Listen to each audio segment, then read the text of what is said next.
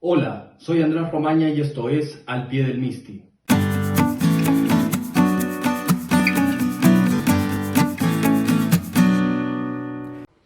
El gobierno anunció que está estudiando establecer un impuesto a los ricos. Lo curioso es que ese impuesto lo ha denominado impuesto solidario, pero la solidaridad es voluntaria.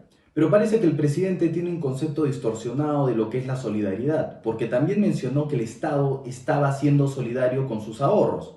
Bueno, el Estado no puede ser solidario porque no genera riquezas. Lo que hace el Estado es quitarle parte de la riqueza a quien la genera y después se la devuelve en servicios públicos.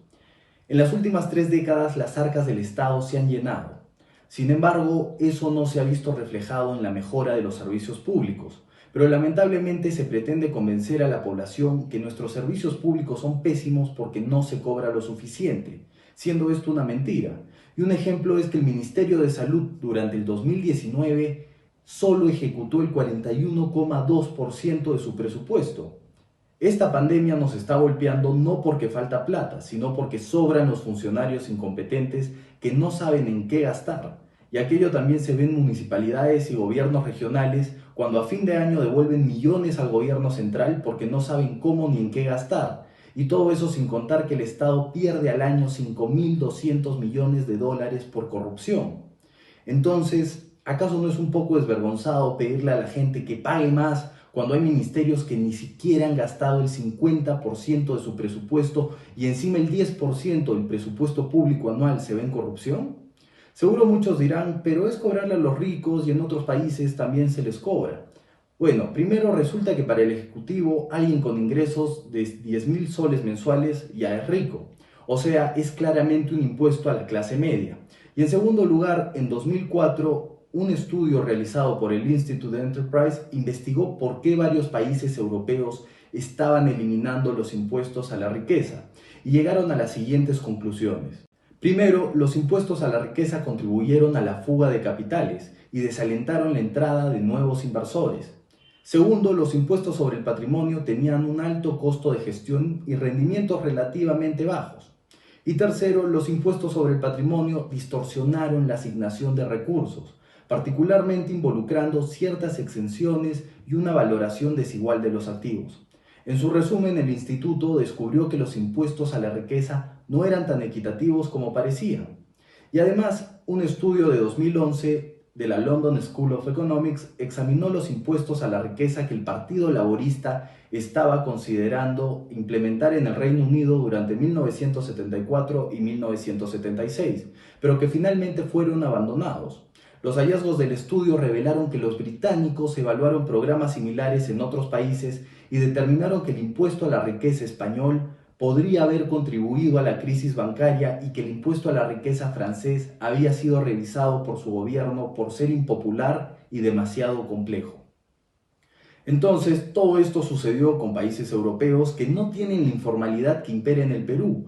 Además, la recesión económica mundial es inminente y aquello significa que la economía va a estar paralizada, nadie querrá invertir y habrá mucha incertidumbre. Entonces, si a pesar de la coyuntura actual el gobierno aumenta impuestos, la crisis será arrasadora. Pero lo curioso es que el presidente Vizcarra fue electo con un plan de gobierno que proponía reducir impuestos para fomentar la formalización.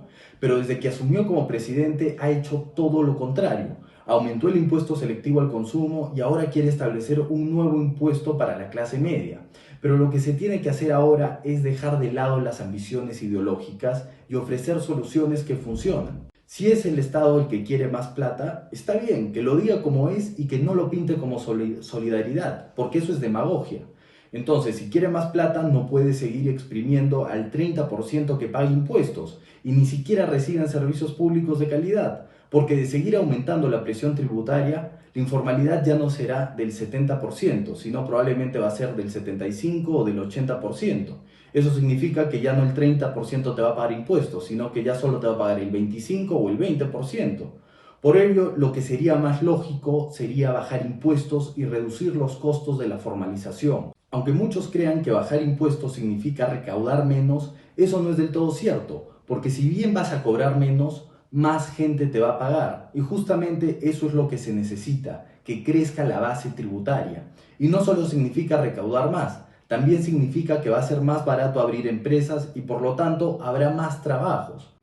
Por eso no hay que festejar cuando el gobierno dice que aumentará los impuestos a una determinada clase, porque curiosamente resulta que no les alcanza con que solo los ricos paguen y después piden que pague la clase media. Y al final tampoco les alcanza que solo paguen los ricos y la clase media y terminan pagando también los pobres. Así que hay que exigirle al gobierno que deje de lado el populismo y se encargue de abaratar la formalización, porque si seguimos por este camino lleno de burocracia e impuestos, los que hoy están en el gobierno serán los artífices de la debacle de la economía peruana. Eso fue todo por hoy y no se pierdan la próxima semana al pie del Misti.